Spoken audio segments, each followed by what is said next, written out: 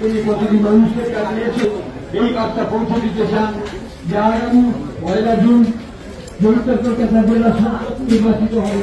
সেই নির্বাচনে আপনারা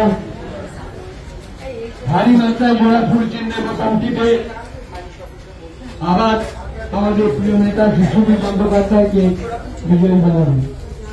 এই আশা আকাঙ্ক্ষা নিয়ে আমাদের প্রিয় নেত্রী নয়না বন্দ্যোপাধ্যায় প্রতিটি মানুষের কাছে এই বার্তা পৌঁছে দিতে চান যে যেভাবে আপনারা বিগত দিনে আমাদের প্রিয় নেতাকে যেভাবে আশীর্বাদ করেছেন,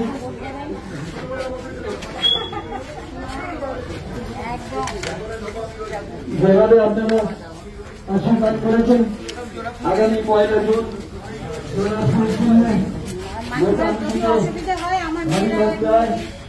আপনারা আমাদের প্রিয় নেতা সুশীল বন্দ্যোপাধ্যায়কে বিজয়ী করবেন।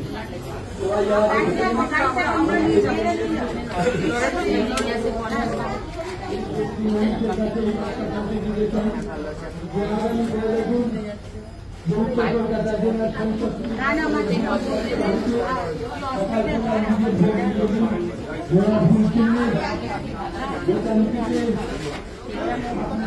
প্রিয় নেতা যিনি বাংলার জন্য প্রতিনিয়ত সংসদের স্বাস্থ্যধান সমস্ত উত্তর সুশীল বন্দ্যোপাধ্যায়কে আপনারা আগামী 1 জুন জোড়া ফুল চিনলেন মোটামুটিতে ভারী মাত্রায় বিজয়ী বানাবেন।